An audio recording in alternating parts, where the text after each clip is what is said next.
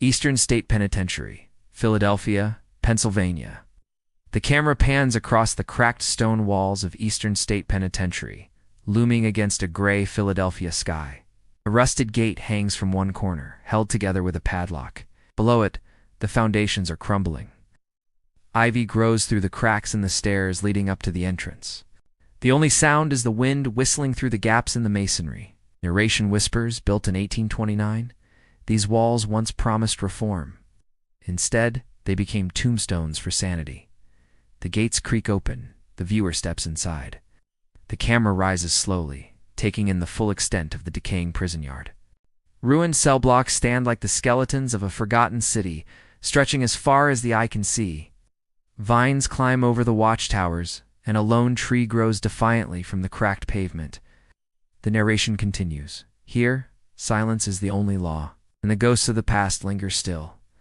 As the sun begins to set, the viewer walks down a long corridor.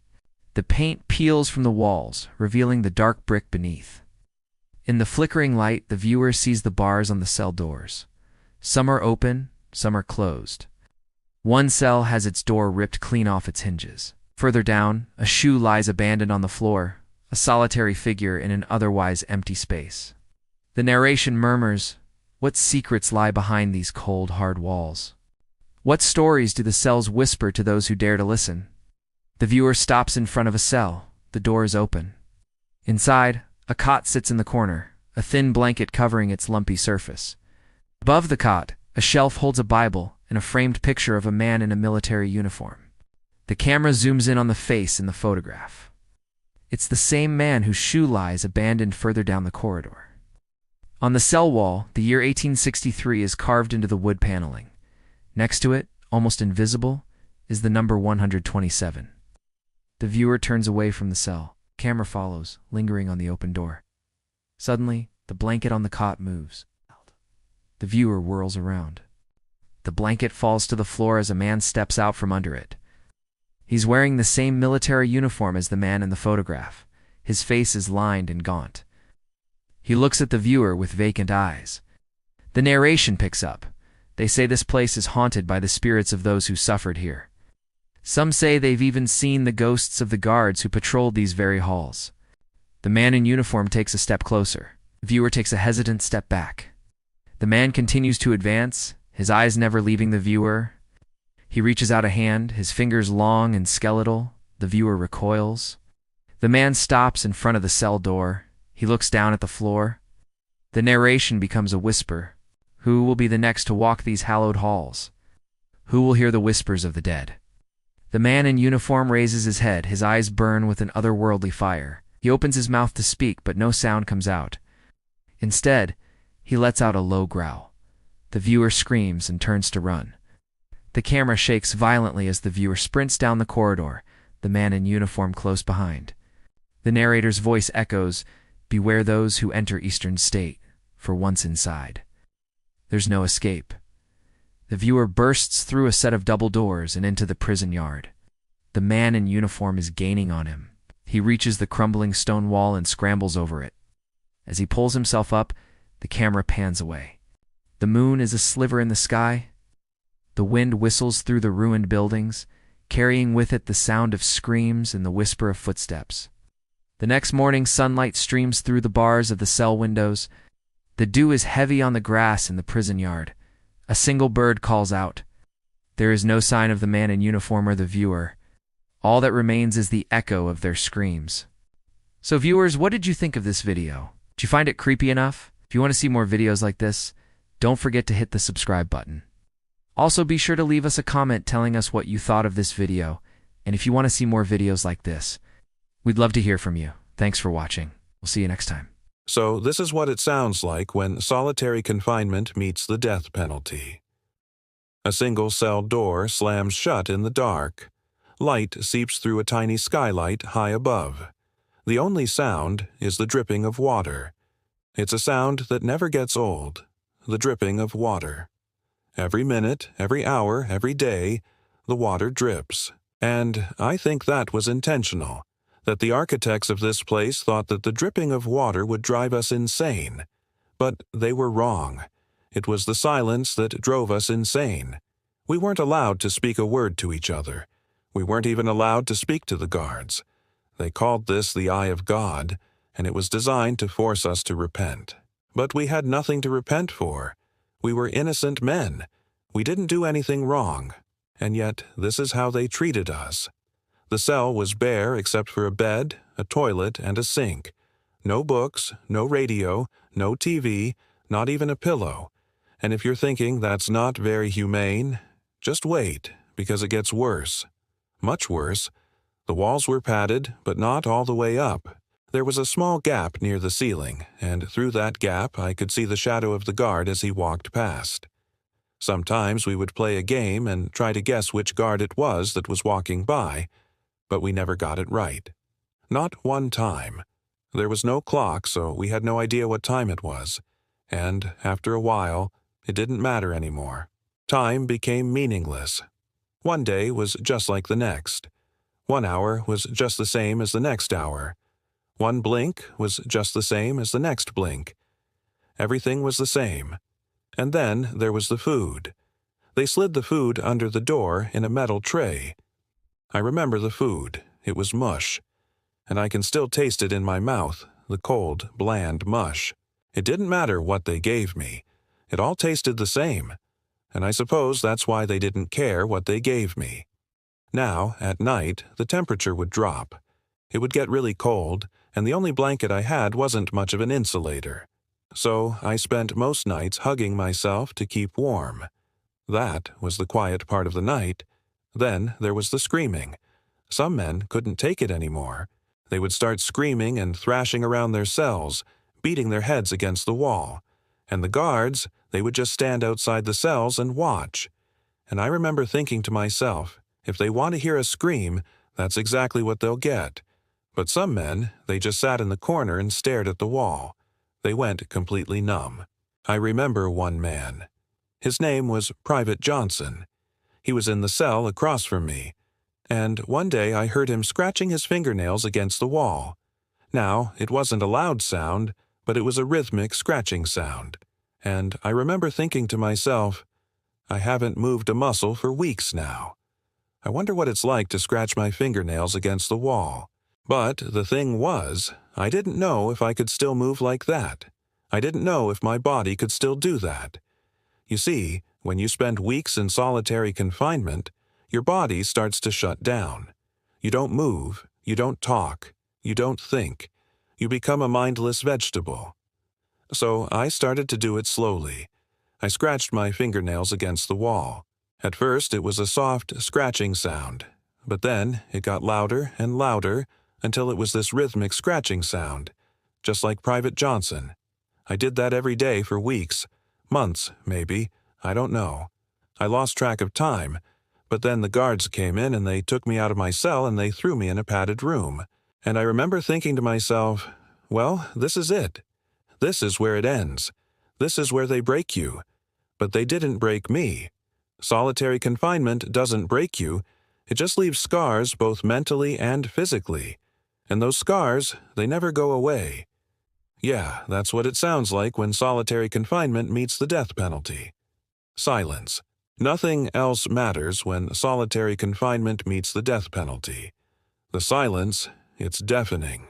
When people think about haunted places, they usually picture one of two things. Either a house with a tragic history, where the ghosts of former residents refuse to move on, or a location like an old theater, or an abandoned hospital, where the spirits of those who died there linger unable to find peace. But what about in between? What about the spaces that exist within our larger cities? Well, today we're going to look at some of those locations, specifically the ones that are right here in New York City. We'll start off with the Whispering Halls. The camera glides down a crumbling corridor. Ghostly whispers rise, layered over creaking pipes. Narration reveals how guards reported hearing murmurs from empty cells, voices repeating prayers that had long since faded. Viewers feel the air grow heavy, as if the building itself is listening. It's hard to imagine now, but there was a time when these halls were filled with the sounds of life, not the ghostly whispers that echo through them today. The crumbling, graffiti-covered walls of the hallway tell the story of a place forgotten, left behind in the city's relentless march forward.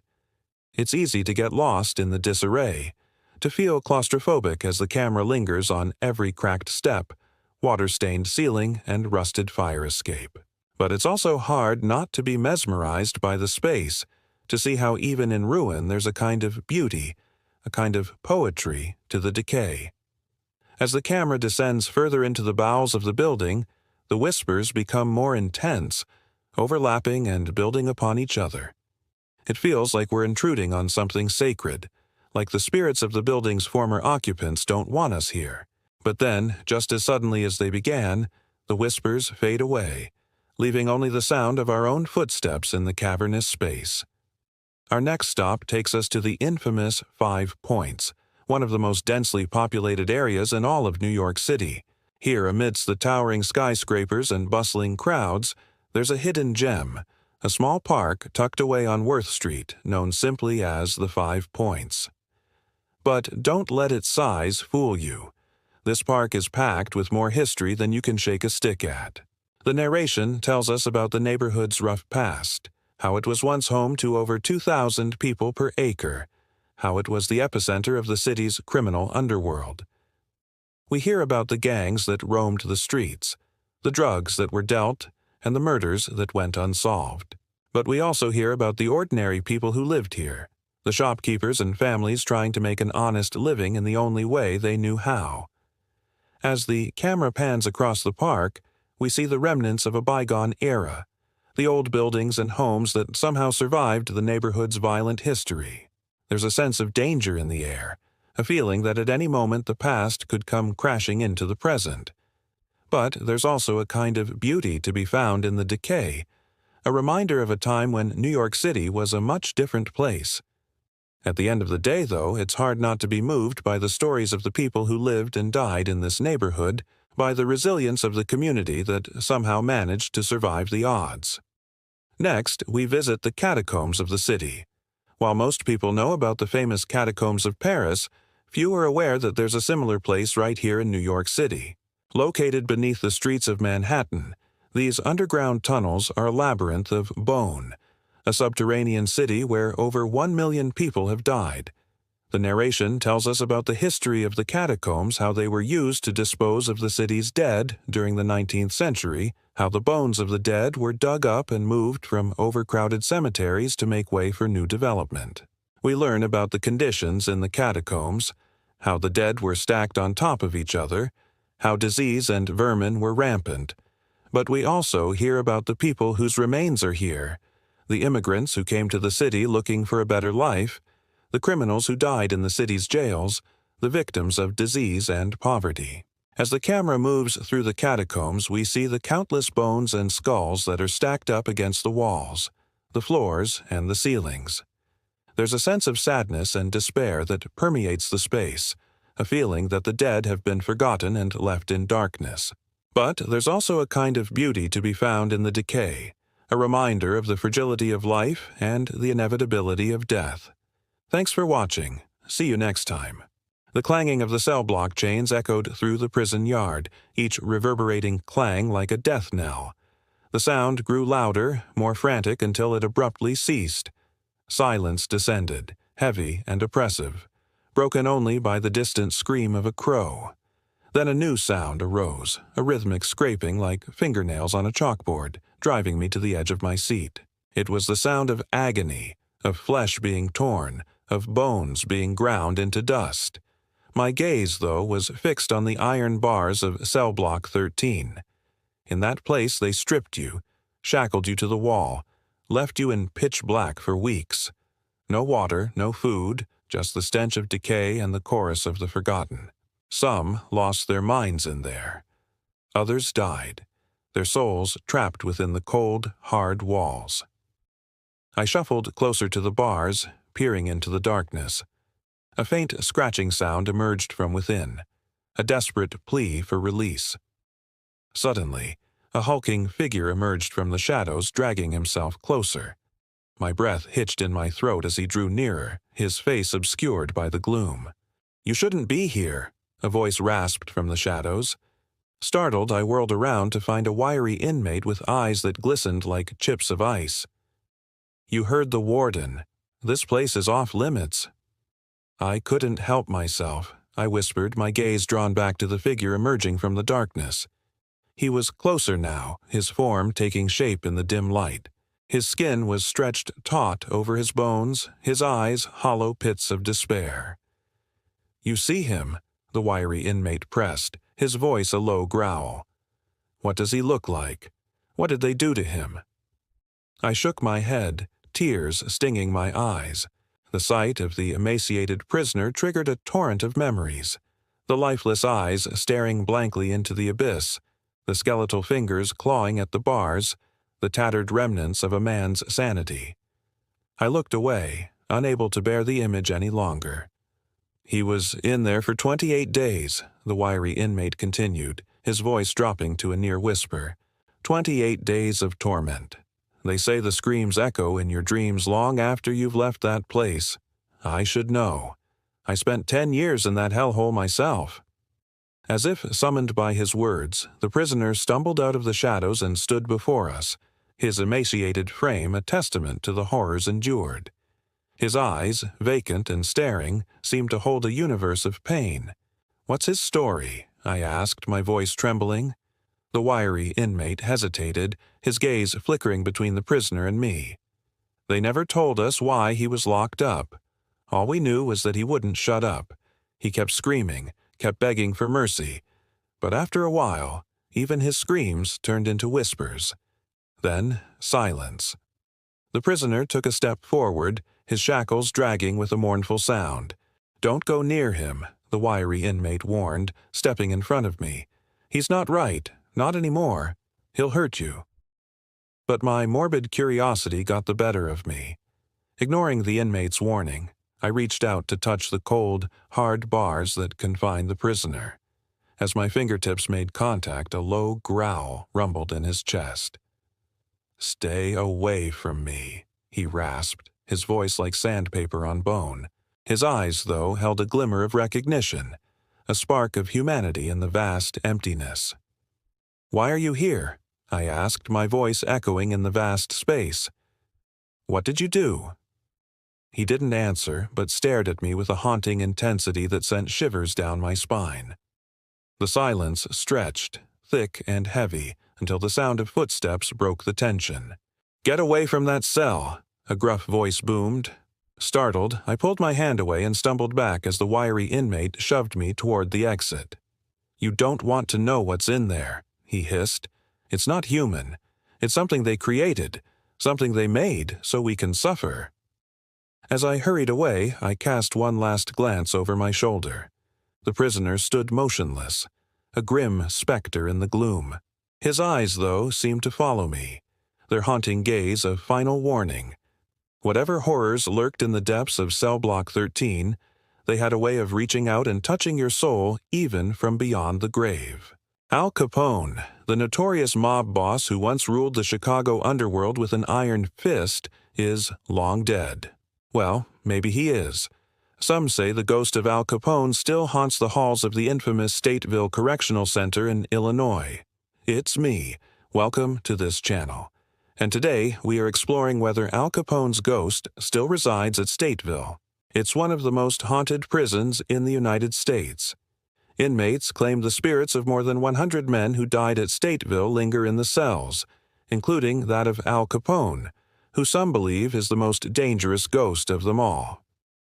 On a dark and stormy night in October 1947, Capone sat alone in his cell when suddenly the lights flickered and went out. As the wind howled outside, he heard the sound of heavy footsteps approaching. Despite being blind in one eye and near death himself, Capone felt a surge of adrenaline and fear as he scrambled to make himself small in the corner of the cell. The footsteps stopped right outside his cell door, and the sound of a heavy metal object dragged across the floor made him jump. Then, the ghastly specter of a man he had killed 20 years prior appeared in the doorway. In the early 1900s, Capone worked for the Chicago Outfit, a powerful mafia organization. His rise through the ranks was marked by ruthless efficiency and cold-blooded violence. By the time he was 30, he had established himself as a feared mobster and criminal mastermind. On New Year's Day, 1925, Capone's men ambushed and murdered 7 members of a rival gang, an act of violence that left the city of Chicago reeling. Among the slain was a young man named Frankie, whose ghost would later haunt Capone. Years passed, and Capone's criminal empire grew. He amassed a fortune through bootlegging, gambling, and prostitution. But his success came at a cost. The constant threat of violence and betrayal took a toll on his mental health, and as the heat from law enforcement intensified, he began to feel the weight of his crimes. By the mid-1930s, Capone's health had deteriorated significantly. He suffered from syphilis and dementia, which affected his decision-making abilities. The mob boss who had once commanded respect and obedience now struggled to maintain control. His empire crumbled under the pressure of law enforcement and internal conflicts. In 1931, Capone was finally arrested. He was charged with tax evasion, a move orchestrated by the relentless J. Edgar Hoover, director of the FBI. The charges stuck, and Capone was sentenced to 11 years in federal prison, a fate he had long dreaded. When Capone arrived at Stateville in 1934, he was already a broken man. He had lost his wealth, his power, and his health. At this point, he was desperate to escape the harsh realities of prison life. It was during this time that Capone experienced the haunting that would become a part of Stateville legend. Capone later told his guards that he had been visited by the ghost of Frankie, the young man he had ordered killed all those years ago. Capone described Frankie as a transparent figure who emerged from the darkness, his face pale and eyes filled with sorrow. Frankie didn't speak, but his presence was a constant reminder of the violence that had stained Capone's past. Every night, Capone was tormented by nightmares of the men he had murdered. Their screams echoed in his ears, their faces haunting his sleep. He confessed to his guards that he couldn't bear the guilt and shame of his actions any longer. It was as if the prison walls themselves were haunted by the spirits of his victims seeking justice beyond the grave. As Capone's health continued to deteriorate, the prison staff noticed that he became increasingly agitated and disoriented. His fellow inmates also reported hearing strange noises coming from his cell, whispers and moans that sent shivers down their spines. When Capone was finally released from prison in 1939, he was a shadow of his former self. Suffering from syphilis and dementia, he returned to his Chicago mansion, where he spent his remaining days in relative obscurity. Some believe that Capone's mental state was permanently damaged by his experience at Stateville and the haunting he endured there. In 1947, Al Capone died of a stroke at the age of 66. His death brought a sense of closure to a life of crime and violence. But the question remains, does his ghost still haunt the halls of Stateville? Many former inmates and prison employees have come forward with stories of strange occurrences they experienced at the prison. Some say they have seen the ghost of Al Capone or heard his voice echoing through the corridors. To this day, visitors to Stateville report feeling an eerie presence and hearing unexplained sounds. Whether these are the lingering spirits of former inmates, including Capone, or simply the echoes of a troubled past remains a mystery. If you want to learn more about the most haunted places in the United States, click here. And if you want to see more videos like this one, click here. Thanks for watching. The camera tilts to reveal an empty corridor. Nothing but shadows and the faint outline of a door at the end. As we pull back, we see that there are bars over the windows which are boarded up. A single spotlight cuts through the darkness, revealing a set of heavy boots marching across the floor. They stop suddenly, and the sound of a frustrated sigh echoes through the empty hall. Then the boots start moving again, pacing back and forth. Whoever is there seems agitated, their heavy steps thudding through the room like a drum. Then, just as suddenly as they started, the footsteps stop. Silence descends, and we hold on the empty corridor as the sound of distant screams pierce the darkness. We pan to a nearby cell, its door hanging off its hinges. Inside, a man sits on the floor, his eyes wide with terror as he cowers in the corner.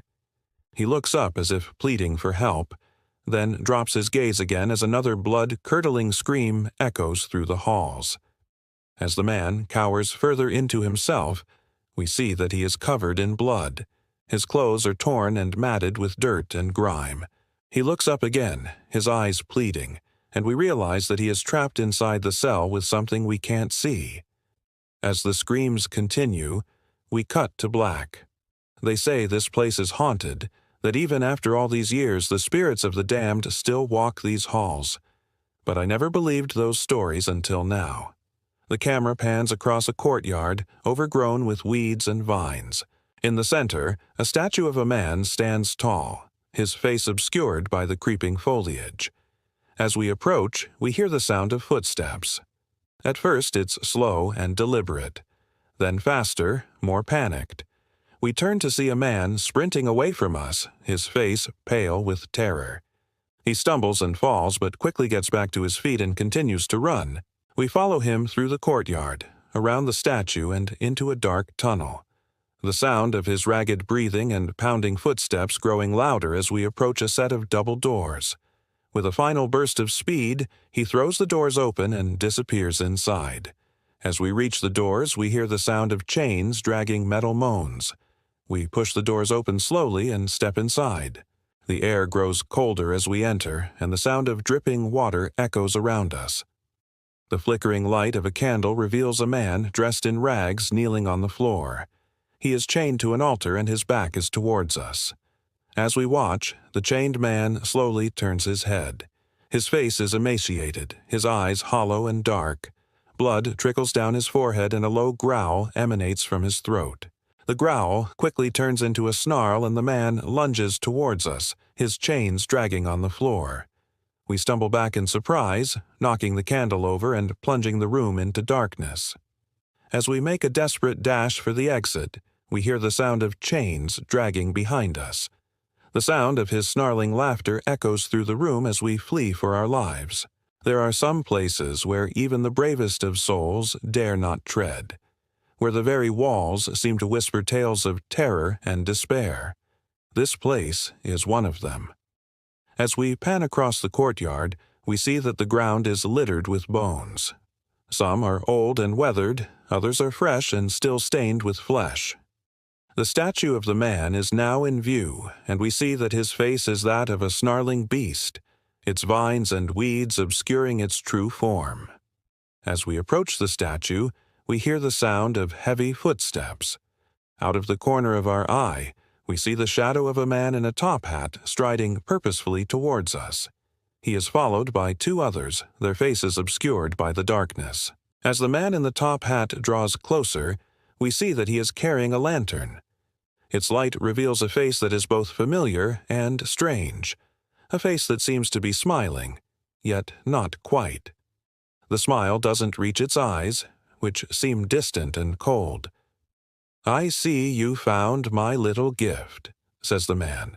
His voice is smooth and cultured, yet there is something about it that sets our teeth on edge. "Did you enjoy the show?" He gestures to the courtyard where the bones lie scattered. We shake our head, unable to speak. The man laughs, a low rumble that echoes in our chest. "You shouldn't have come here," he says. "This place is not for the living." As the three figures close in on us, we turn and run. We hear the sound of their heavy footsteps pounding behind us, gaining on us. We can feel their presence at our back, their icy breath on our neck. And then we hear the sound of their voices, their laughter echoing through the courtyard as we flee for our lives. The frame now climbs into the central rotunda of the prison. It's a round room with a pointed ceiling, a dome. Above it, the skylights are letting in more light than the guards ever did. It's a place where once prisoners would have been marched for count, their bodies silhouetted against the harsh glare as they passed beneath the watchtower, where the guards would have stood, watched over every corridor like eyes in the sky. But narration slows. Surveillance was constant, but so was despair. The walls here are scarred with the graffiti of rage and boredom, a language of protest and despair. And in the watchtower itself, a phantom flickers in the broken window. Just a wisp of smoke, a trick of the light, a shadow detached from the body of a man who is no longer there. But he was here. He never left. Not really. He's everywhere and nowhere, an incorporeal echo of what he once was. Detained without charge in this desolate place, his days bled into one another. Watches began and ended. The sun and the moon, they were his only markers of time.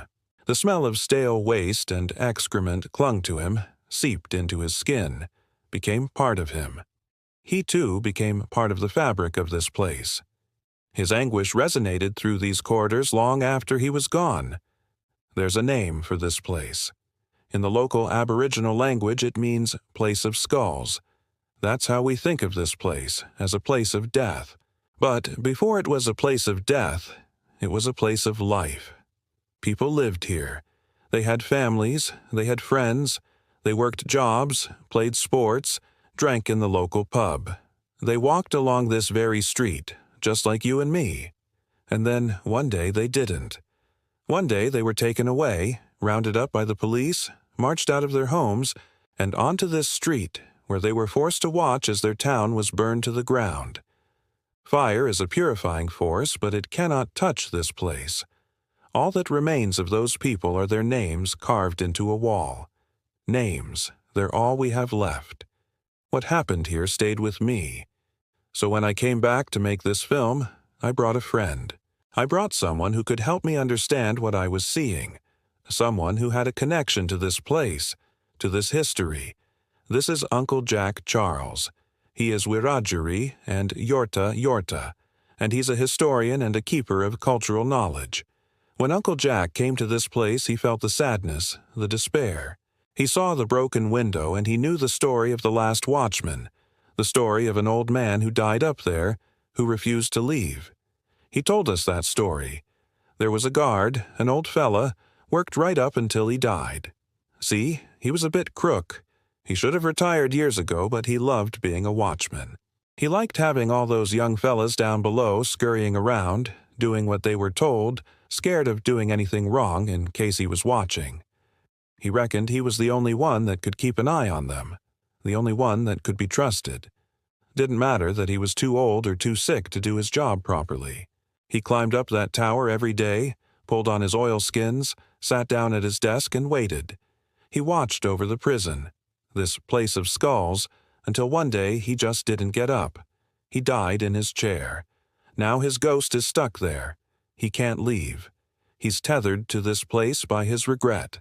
Now, when I heard that story, I thought about my own regrets, the things that tie me to places, to people, to memories. We all carry that weight, that burden of the past. Some of us try to outrun it, escape it, but it always catches up with us. Sometimes we find ourselves running through the corridors of our own history, trying to outrun the ghosts that are chasing us. But there's no hiding from them. All we can do is face them, acknowledge them, and then let them go. That's the only way we can find peace. The narrator stands before a barred gate in an abandoned prison. Behind him is a crumbling courtyard overgrown with weeds and vines. Above him looms a watchtower, its windows vacant and lifeless. It's here, in this forsaken place, that the narrator comes to hear the story of the crying prisoner. In one of the oldest cells, faint sobs echo. Visitors still report hearing a man weeping in the dark, his cries cut short by the sound of choking on his own spit. They say, if you stand perfectly still and strain to listen, you might hear him. So the narrator does just that, standing perfectly still as he strains to listen. And sure enough, he hears it, the sound of a man weeping in the darkness. He then shares the tale of the crying prisoner, said to be the ghost of a man who was wrongfully convicted and sentenced to life in prison for a crime he didn't commit. The details of his crime were never revealed, only that he protested his innocence until his dying day. Some say he took his own life, but the prison guards claimed he simply died of a broken heart. His body was never claimed, so he was buried in an unmarked grave in the prison yard. Years later, visitors began reporting hearing the sound of a man sobbing in the night. At first, they assumed it was just a figment of their imagination, the product of an overactive mind playing tricks on them in the stillness of the night. But the crying persisted, and soon people began talking about the ghost of the crying prisoner. They say his spirit is trapped within these four walls, doomed to wander the prison yard for all eternity, searching for a way out, searching for peace. It's said that if you stand in the center of the prison yard at midnight and call his name 3 times, he will appear before you, his eyes hollow and soulless, his skin as white as bone, his clothes tattered and torn. And if he chooses to speak, you should not listen, for his words are said to drive men mad. The narrator, however, isn't afraid. He wants to hear the crying prisoner's story. He wants to help him find peace. So he begins to call out into the darkness, crying prisoner, come to me." As he waits, he looks around the prison yard, noticing the weeds growing through the cracks in the pavement, the vines creeping up the side of the tower, the graffiti scrawled on the walls by those who came before. He sees a swing set in the corner, its chains rusted and broken, and remembers when this place was used for executions. The prisoners would be brought to the yard and hanged in front of a crowd of onlookers.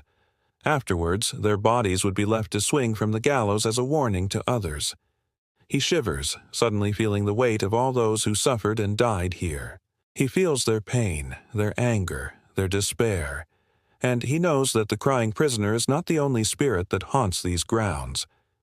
There are others who were tortured and mutilated in the prison's dungeons, their screams echoing through the halls, their laughter echoing in the showers. There are those who died in the gas chamber, their last moments filled with fear and agony, their souls forever trapped inside the walls. The narrator closes his eyes, trying to focus on the crying prisoner, willing him to come forward, to share his story, to find peace. But the only response he hears is the wind whistling through the broken bars, the sound of a distant dog barking, the rustle of leaves under unseen feet. When he finally opens his eyes, the sun is beginning to rise, casting long shadows across the yard. The sky is turning from black to dark blue to light blue, and the first birds are starting to sing. The crying prisoner may have chosen to remain hidden, but the narrator knows that he's not alone. He, too, has a story to tell, a story of loss and longing, of a life cut short, of a death that was never supposed to happen. He may not be able to give the crying prisoner the peace that he's looking for, but he can give him something else, a voice. So the narrator does what he can, sharing the story of the crying prisoner with anyone who will listen, hoping that in time, his spirit will find the peace that he's been denied for so long. As he tells the story, he feels a sense of connection to this place, to the people who suffered here, to the injustice that was done. He may not be able to change the past, but he can honor those who came before him by keeping their stories alive. Welcome back, everyone. This is the next installment in our series of short, creepy prison explorations. Today, we are visiting the site of the former state penitentiary. But before we do, make sure to hit that subscribe button so you don't miss any of our upcoming videos. The year was 1826 when the first state penitentiary opened its doors, or rather its bars. Back then, the concept of solitary confinement was relatively new, and this prison was one of the first to really run with it. Prisoners were kept in isolation for 22 hours a day, only allowed out for an hour of exercise in what was called the yard. That's where we begin our exploration today. But the yard is just as overgrown and wild as the rest of the prison. Vines have crept into the cells, which are just barely standing at this point. If you look closely, you can see that the walls are crumbling and that the whole structure is just barely hanging on.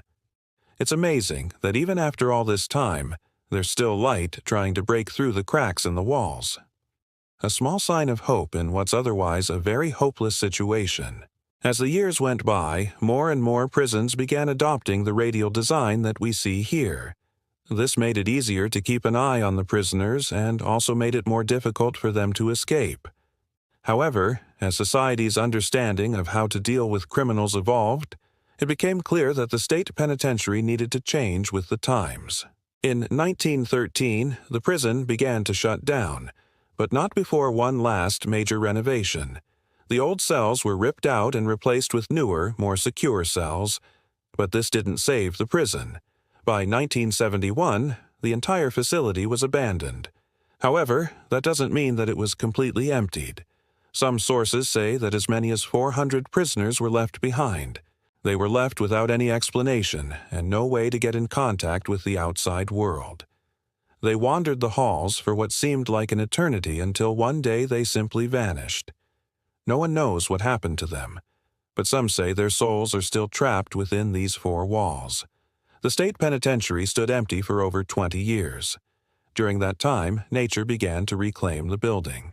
Vines and trees grew through the cracks in the walls and roof. Animals made their homes inside the prison, and after 20 years the demolition crew finally arrived. They tore down the prison cell by cell, brick by brick, until there was nothing left but a pile of rubble. Or so they thought.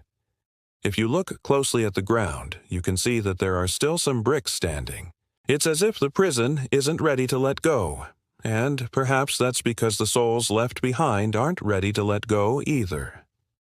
Some say the ghosts of the 400 prisoners still wander the grounds of the former state penitentiary. They can be seen standing in the old prison yard, staring off into the distance. Others say that if you listen closely, you can hear the sound of their voices echoing through the halls. Voices whispering about the terrible things they've done, the time they've lost, and the freedom they'll never see again. Whether these stories are true or not, one thing is for certain: the state penitentiary will never be forgotten. The idea of solitary confinement may have been popular in the early 1800s, but thankfully it's no longer used today. If it was, who knows how many more prisons would be abandoned and how many more souls would be left behind to wander the halls alone. Thank you all for watching. If you enjoyed this video, make sure to leave a like and subscribe so you don't miss any of our upcoming content. We'll see you next time. You know what's scarier than a haunted house? A haunted house that never stops raining. Join me, if you will, for the final moments of our visit to Eastern State Penitentiary. It's getting dark. I can feel it in my bones. The last place we're going to visit tonight is the powerhouse.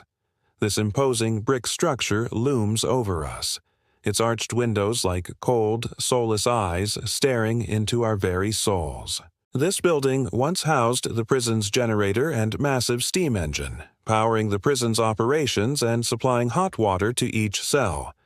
The steam engine alone cost $25,000 in 1896, the equivalent of more than $850,000 today.